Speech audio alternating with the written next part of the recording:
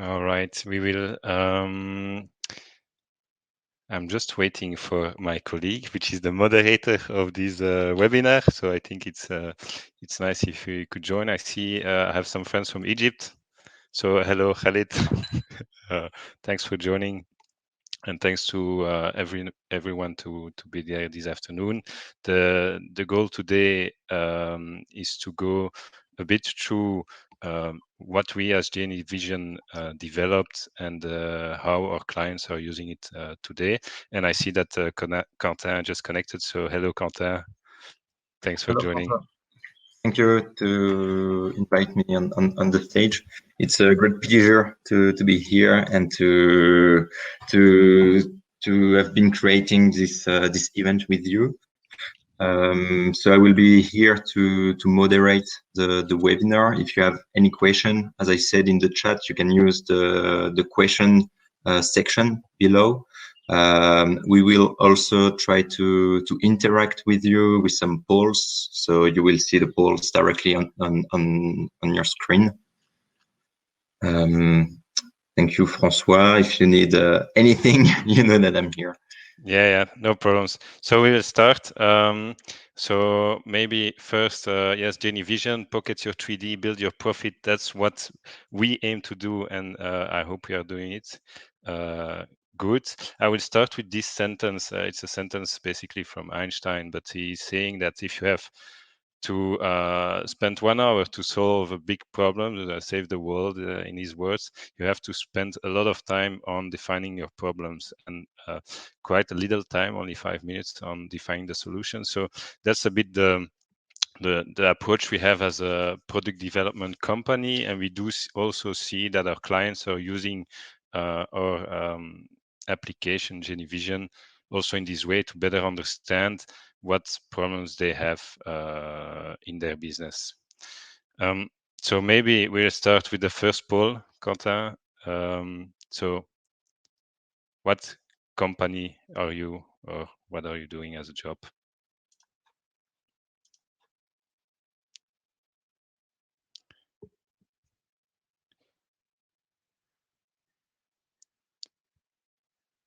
So yes, Quentin, yeah. Yeah, it's in live. We can see the answers. All right. I don't see the answers, but If you go to the poll section below on the yeah. All right. Yeah. bottom right, live, like we have 5 votes. Okay. So we have a rather construction industry consultancy. Other might be a competitor. Okay, if it's the case, you're welcome. And some design. All right. So maybe nothing new, but if you look at this, innovation in the construction is tough. And why is it tough? There are unique projects in size, but also in location. I will not go into all the details, but every project has something unique, and it becomes also very unpredictable. The projects today, you have material prices increases. That's what's happening now, but a few years ago, we had some problems with the supply of insulation. So the thing is, I can go yes much more into detail regarding this, but the bottom line is that today there is an erosion of the margins, mainly on the right of the slide. So the profit is going down, and therefore it's difficult to invest in new technologies because you want to make sure your return on investment is guaranteed. And on the left side, you have this market pressure. We have to build faster at lower cost, or it should be at least affordable. And we have these high impact of failure costs. So the question today is, I don't want to mention how much, but are you aware about the failure cost in your industry, and at how much would you estimate them?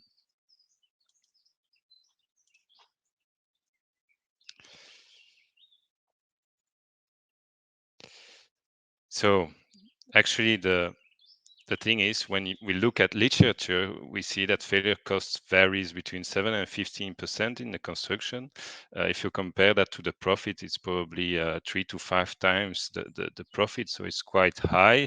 But if we look into detail, we don't know exactly where they are. So going back to this sentence of we should spend time on the problem, we should try to know where we can improve, and that's what we try to help our clients with. If you follow us on LinkedIn, you will see that regularly we post some use cases through mangas or to strips. So these are use cases we faced with the clients. So if you use BIM in your company, there is also an opportunity. So that's what we are talking about now. So there's a little typo in the in the poll, but the thing is, if you don't use it today, there is something happening. Is that it started already a long time ago, but still, if you compare the BIM market today compared to the market estimated in 2030, it will probably triple. So that's an opportunity. If you're not using BIM today, it's most probably you will be confronted with it in the future. And the second opportunity is that outside the construction industry, we have major actors, Google, Facebook, Apple, and many others, which are investing large amounts into augmented reality and virtual reality. So just to have the figures from the market, it's 6 to 18 billion. That's an estimate.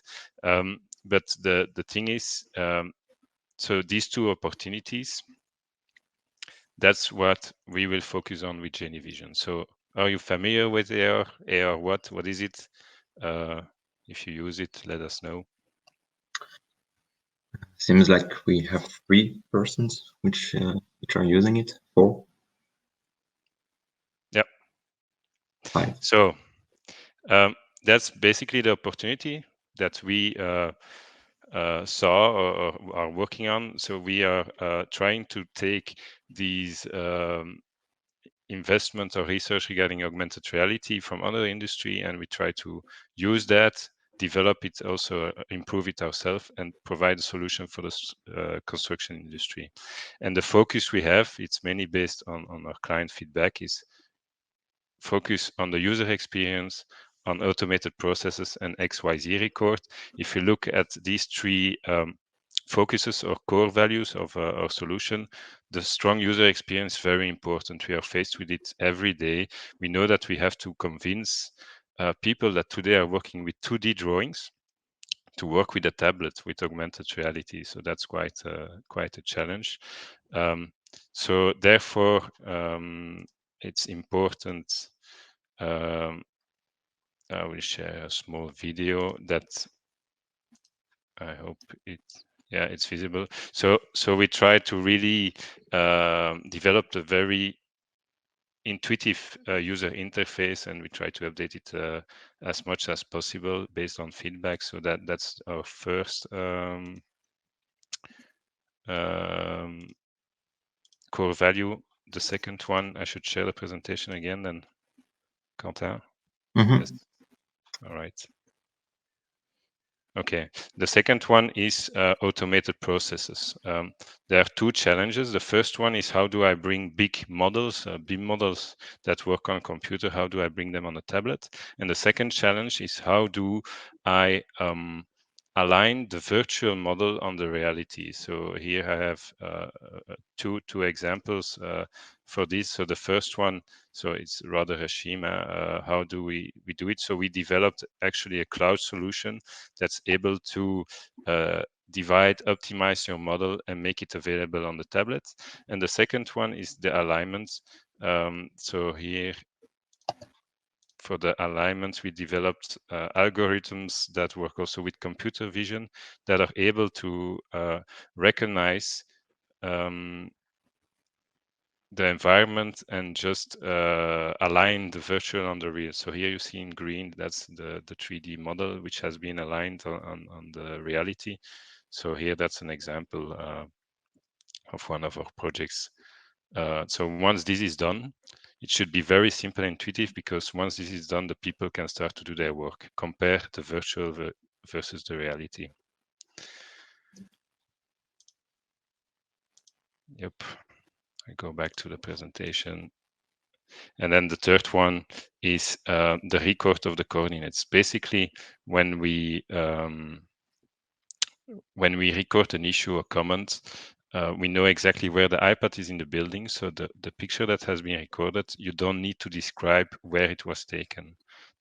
We have automated processes that will record exactly in X, Y, Z, and in three-dimensional coordinates where the picture is located. So we'll come to the first use cases that we have. Maybe the first and most obvious one is we want to avoid problems instead of solve problems. That's always better. It's not always easy, but the first thing is people are using basically augmented reality to see things that have not yet been built. So preview of upcoming works and things like that. So here is just an example of a project we have here in Brussels, but it's typically a shaft where you have a lot of techniques and part of it is installed. So you need to validate the construction or the installation gradually to make sure that everything will fit in this shaft. And so if you are able to project already what will be built later, it's much easier to confirm step by step, okay, the installation has been done correctly. And at the end, you have this red wall or brown wall that you will need to close the shafts. So the second thing is from the feedback we received is basically BIM models or coordination are never finished. You always have the time pressure that at a certain moment you have to decide, okay, the models are sufficiently finalized, they're coordinated, but we send them on site, we produce the drawings. And the thing of augmented reality here, there is an opportunity, is that you allow people that typically don't work behind the computer to also have a look at your model. So here in this case, they are on site and they see that there is still a clash or an intersection between the orange cable tray and the green pipe. And so they know that there is an error basically in the drawings in the 3D models, and then decide on site to first highlight this issue. So they highlight it to the team which is in the office, and they propose a solution. So basically your team on site helps you to find solutions for the coordination. So that's an error in BIM solved on site. So that's an example. And so once an issue is recorded, here they just create a circle to show the problem with a discussion. Okay, we modified it 400 millimeters to the left, etc. The way it's communicated, we make use of BCF. So BCF is a BIM collaboration format. It's a standard that enables sharing images with commons in a standard way over multiple applications, BIM applications. So here I will just show the export, how it works. So you will see, so that's our portal. So once you create the issue on site, it will be synchronized with a web platform. On this web platform, you will see the issues that have been created for that project, and you can just choose to export it as PDF, but also as BCF, BIM collaboration format, and that will enable you to use it in your BIM models. So that's the example of the export. And so the import in a BIM software, I have an example here of Navisworks. So they will make use, on the right, you have a BCF manager. So they see this picture and basically they have their 3D model open. They click on the picture and the model will orient itself exactly to the same location. So the people on site and the people behind their computer, or the team behind this computer, will see exactly the same. So they can communicate about the same thing at the same place. So we are sure that there is no miscommunication here. So that's the example of working with BCF or communicating with BCF.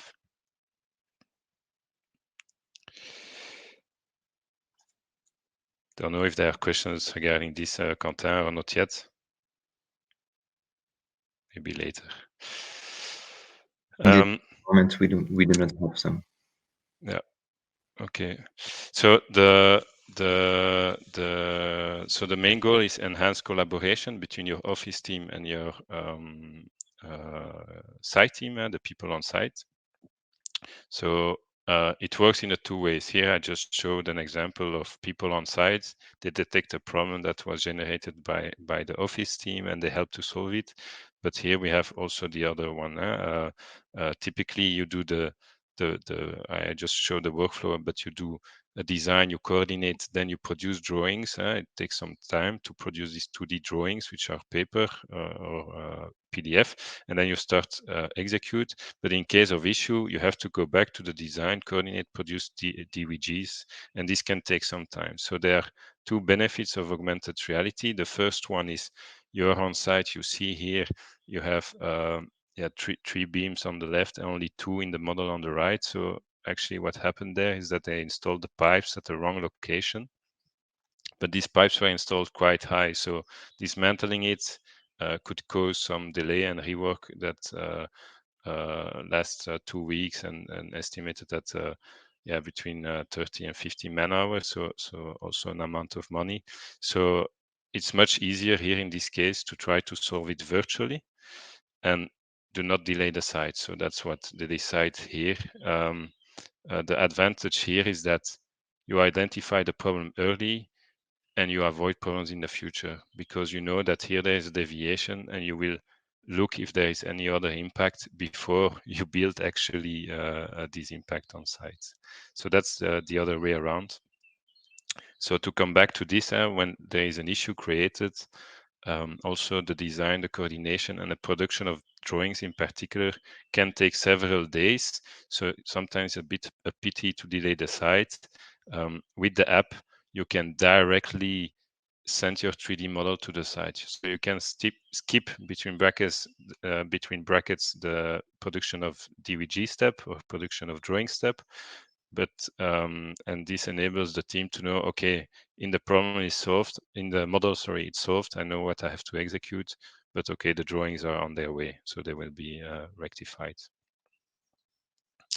And then regarding communication as well, we have developed a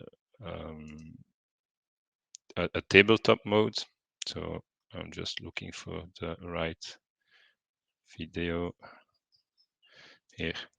So a tabletop mode. So on the iPad, we have a functionality so you can look at the drawing and see the different issues with pins that have been created, but you can also have a look at it in 3D. So when you click on one of these pins, you will see the comments and the issue itself, but you can use it to create sections. I think here we have some sections and really discuss around on-site regarding what needs to be built. Make sure that people understand each other. We have a lot of different languages on construction sites, so sometimes it's relevant to do it in 3D to understand complexity and just to avoid language barriers or problems.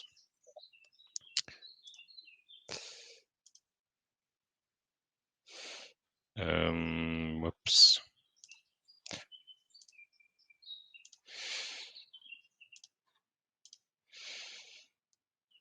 So that's the use case regarding collaboration. And then we have BIM consultants. I saw that there are some consultants here today. So one of our clients, ProBIM, and there are others, they do actually quality control, or they verify if the execution has been done as per the as-built. So they do model validation after the coordination phase, but also when it's executed, is it executed as it was drawn in the 3D BIM models? So they do the monitoring of the 3D against the site. So initially they were doing this with 2D drawings with the computer on site, so they could do different spot checks. With augmented reality and with the transparency, this is just an example to show that you can easily identify in complex rooms, because here there were a lot of technical rooms, if things are as per the model. So maybe it's not a problem if on site it's different, but at least at the end, the aim is that the two are exactly the same for the maintenance phase. So that's a technical room. It can be quite complex based on drawing to understand, is it built correctly? Because if you have 2D, you don't have, it's difficult to understand how the pipes are running up, down, left, right. So augmented reality can help with that. And they go even a step further. So you have verifying the 3D, but also verifying the properties of objects. So here there was a coding system used for their equipment. They could verify that. So to do so on the tablet, we can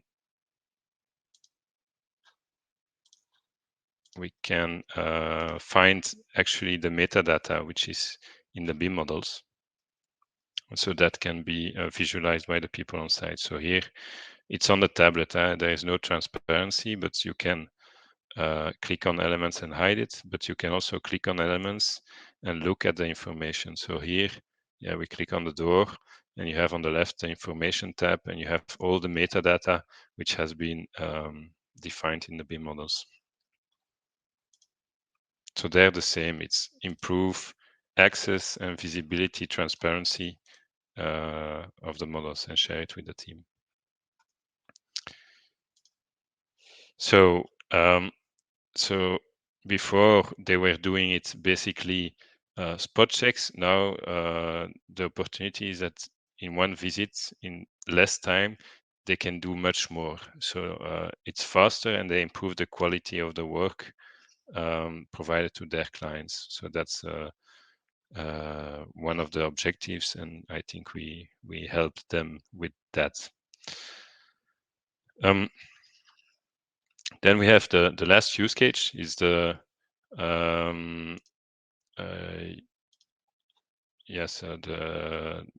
I think for the BIM consultants and the contractors, anyone who is using BIM today can be faced with that. If you have large projects, you will split your models in different submodels, and then this can create different kind of problems. Models are not aligned on each other.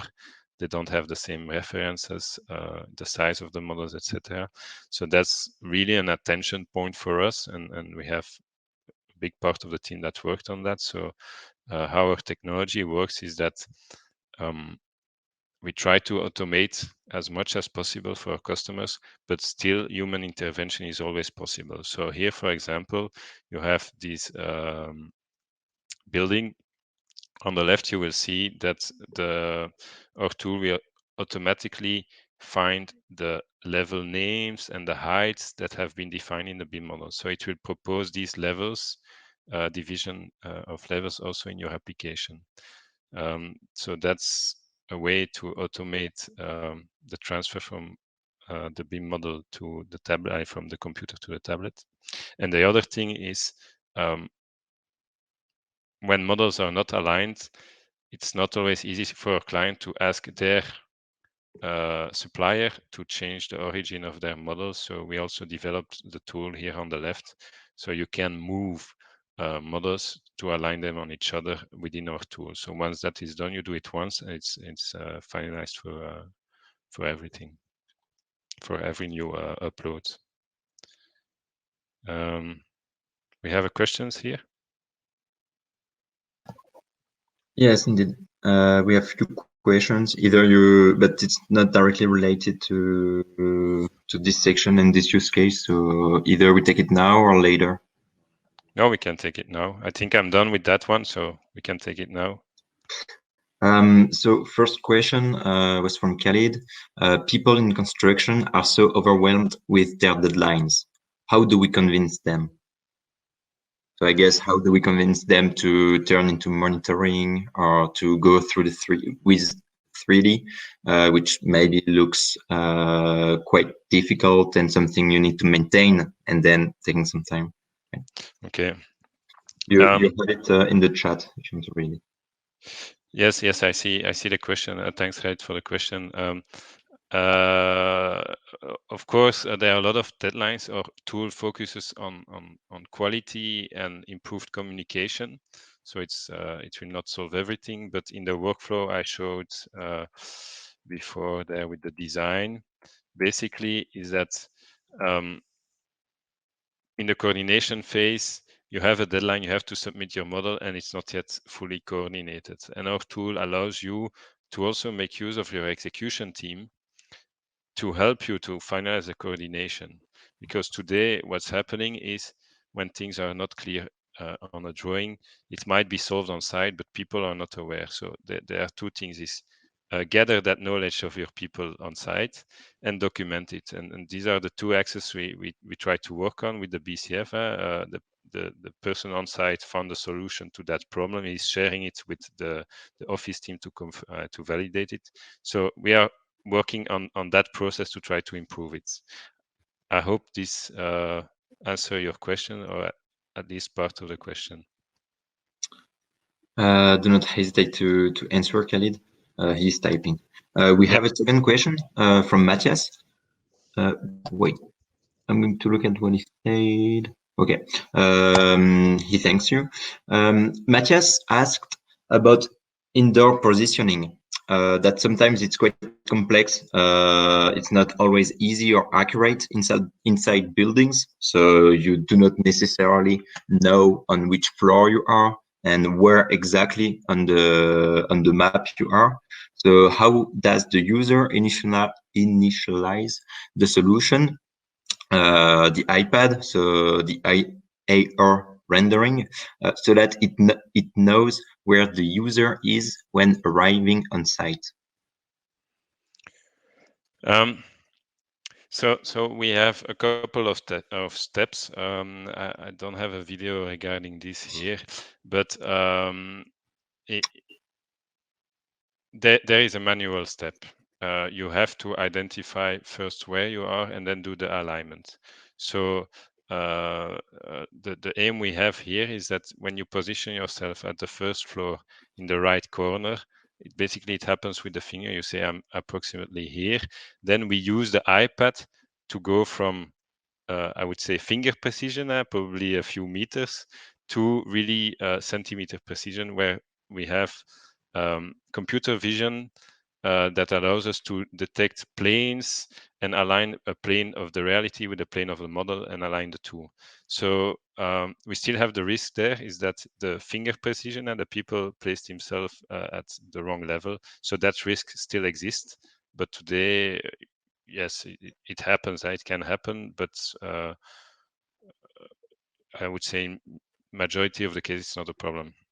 François, I have a short video that we used for a former webinar. So it's not the last version of the app. So the snapping is not perfect, but as we can see there, we were selecting the level.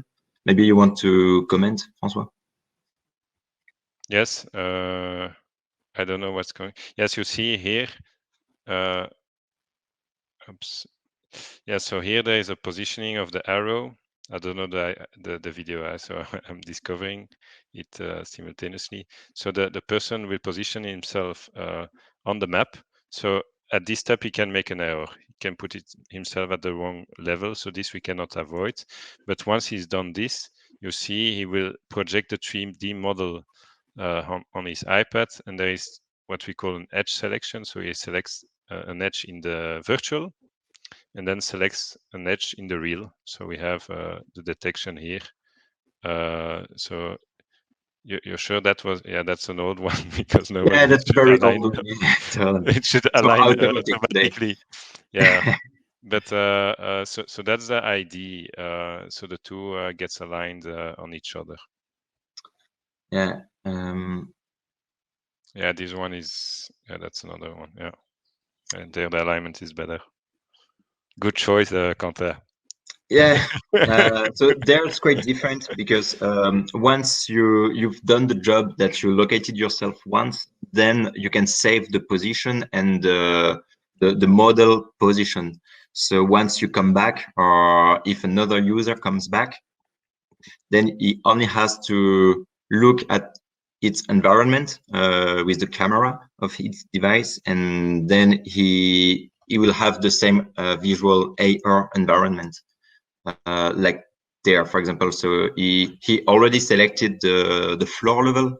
As said Francois, you need to know your floor level. That's the base, and then you just take a snapshot of your environment, and then the AR is recalled at the same position so that all the users are using the same visual environment. Yep.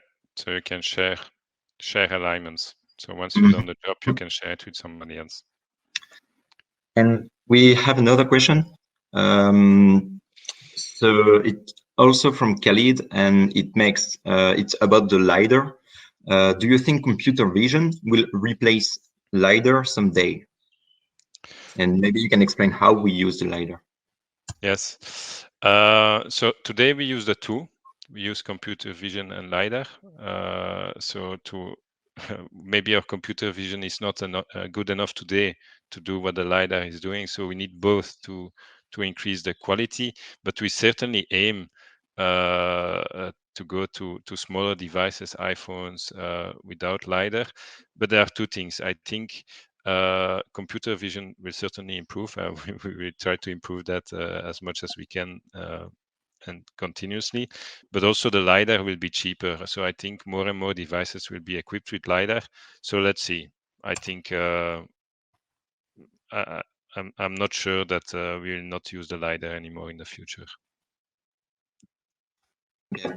So the LiDAR is the last generation of a laser that last version of devices are carrying, like some Samsung or some Apple. That is why we used iPad Pro, because we have LiDAR. So we use the LiDAR, and we used the LiDAR, but as said Francois, maybe it's not also the future. For example, Tesla, they are not using LiDAR. They are using cameras. We have another question from Caroline. Can we upload information in the model through the application on the tablet? So can we use GenieVision to push information directly in the BIM model? So for example, can we modify a field in the properties of an element, or do we have to transmit the information to the modeling team so that they can modify it themselves? Yes. So today not. So we are using the models as read-only, I would say. So we don't modify the models, and a lot of organizations and clients are organized like this, that you have the BIM authoring tools where they create and modify the models, and then you have other software that's using these models to do coordination, but without modifying the model. So we are a bit like this today. So we cannot change the model, but what you can do is create comments. And so you can create comments to ask the owner of the model to adjust a property or something like that. So the answer is no, and the way it works is through creating a comment on your model. Yeah, so very interesting. Yeah. To get back to the LiDAR, on the cars, it's quite complex, and I've seen that we have someone from Saint-Gobain also, from the glass industry. It's very technical, and you need a lot of precision and calculation to use LiDAR. So it's quite expensive. And for us, GenieVision, the big interest is that we want to put the 3D model and the BIM into the hand of all the workers, and that all the people on site use the same model, share the same information, and if we can use any sort of device and even a mobile phone, that's the best. And if we can reach the same accuracy, that would be very important for the people to adopt GenieVision and smart devices, or smart viewers, I mean. Caroline and Sword, today, when moving around in augmented reality, the projected model tends to slip and shift. We call it the drift. How do you counter this effect? Yes, this is something that I think we have and our competitors have. We have multiple things. We have the LiDAR and the computer vision that continues to calculate the objects around it and try to align it to increase the stability. So when you move a couple of meters, that's still at the correct place. Now, these stabilities can be influenced by different things. So light, the number of objects around you, the more objects you have, the more stable it will be. So yes, it will never be an alignment and that you can walk 50 meters or 100 meters. At least today with the technology, I don't think it's possible. But to have a stability over a couple of meters, at 10 meters, 15 meters, that's possible. That's what we can do if the environment are good. And the second thing is we try to make the alignments very fast. So the alignments with us takes really a couple of seconds. So that's our approach today with the technology available. Yeah, that's from Philippe, our CEO. That's quite a limit from the technology, so we cannot go further. Maybe once we will have better LiDAR, for example, from Apple. But what we thought in GenieVision is to come with a great process and a quick process so that people can realign the 3D and the augmented reality on the reality with, as we showed, the process of saving your alignment. So if you aligned in front of a specific place, which is a complex place, where, for example, there is a lot of techniques, then another user or even yourself another day, you come back and you will align very quickly. I think we are good for now with the questions. All right. And we will have a question. You can go further, but we'll have a pause. Yeah, I think, yeah, I just copied a few clients. These are the ones on our website, but we have some others. So that was just for your information. We are working today on 3D. We also will work on 2D soon because the market of the 2D is also big. So we are really, the approach at GenieVision is today we need iPad Pros, so still devices which are it's affordable, but it's still around 1,000 euros. So we try to have augmented reality on cheaper devices. So that's our approach. So you have other companies that will work with HoloLens and things like that. So we try to increase accessibility, and I think we would be ready to have something less accurate but available on more devices. So let's see what the future brings. And then there is the last poll for you, Quentin. How difficult is it to deliver a digital as-built file? I think you know my answer. The last one, a nightmare? Yeah, I think it's not really nice to do so. Or at least intensive, yeah. Yeah, so quite about nightmare. So that's something we are looking at. I think there is a lot of value to have good as-built file, but it's really a pain to do it. It's not nice. So with GenieVision, you can try to do it along the way, as we showed with the issues. When things are coordinated on site, you take a picture and you share it with your team, so increase transparency. So that's something we are working on today, and we will even develop in the future. Yeah, and it was quite interesting to talk about the new strategy from GenieVision, that we want the device to be and the BIM model to be available to anybody on site. Maybe we'll be able to talk again about it by the end of the webinar if we got time. All right. I think I'm done with my presentation. You had some conclusions. I think from my side, maybe I said in the beginning, again, the solution, we really focus on user experience to be as simple as possible. The second one was automation. How do we do an alignment very easily? If you have to realign, it should take really a couple of seconds. If you have to import a large BIM model, it should be easy as well. And then the last one in our solution is we record the location XYZ. We know exactly where you are when you take a picture with the iPad. So that's regarding the solution. And regarding the problem, I think 3 topics are recurrent: is improve communication around a 3D or just visually, improve coordination, and make use of the teams on site to help you to coordinate the 3D model, and then the documentation. We have a deviation, we document it, and we know that we will improve the as-built. So these are 3 axes that are recurrent with the clients we are working with. Mm-hmm. So the floor is yours, Quentin, for the... Yeah. For the conclusion, thank you, Francois. The idea is to wrap up the information as you've done.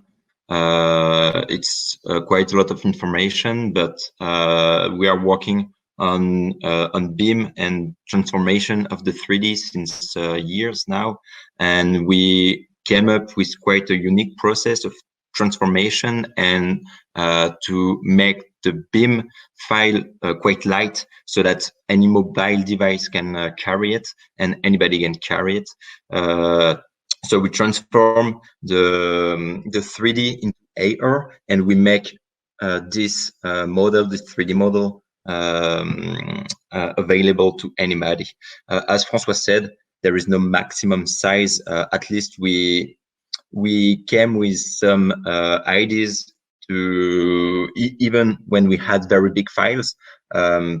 It's sometimes quite complex, but we never get blocked because of the size. So we can have very large projects. So as we already have done, we have multiple files formats. So we started with the IFC because it's the most open file. Then we turned with the Revit and also the FBX. Also, what is quite important is that we share information in real time. So, for example, the consultancy companies, the engineering, will upload a new 3D model because there is some updates. It will be directly pushed to all the people using GenieVision, and the people using GenieVision on site. They will in real time share the information directly with the office. So it's real-time information, and if you need to pin somebody to alert about something, it's quite easy to share the information. We started from the beginning, as I said, with the IFC because we wanted to go with an open BIM strategy. But then, so everything is made with APIs, and you can connect your own ecosystem with GenieVision. So we can you can make a process into your software, but we also connect with BIM 360, which is quite interesting for some companies. And I will not get back on the as-built documentation since we covered it. Some more pictures that might interest some of you. It's also about the different use case. So what we want to highlight the most is that all the teams with different knowledge from different specifications, they are all able to share this visual information. They are all able to understand the information. So it's great for the team coordination and the collaboration. For the inspections, for the consultancy companies, it's also nice to verify the build, what has been done, but also to verify the 3D model. As Francois showed you in a few videos, the tabletop mode, the tabletop, but also when you are on site with the AR, you can select BIM elements. So it's a nice interface to the BIM data to have access to the BIM data. I get back to Caroline's questions, we are not able to change the information, but then we send it in BCF to the people which are able to do it. And of course, for reporting, as you might have understand. Some more pictures for some failures or for some collaboration on site, or for also the 2D plan. 2D plan, but we highlight information. The 2D plan is enriched, enhanced with some information, and also a tabletop that you can use in your office during, for example, a project team meeting, for example. I think we are pretty done with the presentation. It's 4:45, so we are right on time. If you want to contact us, that's the way to do. We have one more chat. So okay, it's you, François. If you have any questions, it's the moment for you to ask your last question. We'll be very happy to answer. We have a last poll. If ever you would like to, what did I do? Yeah.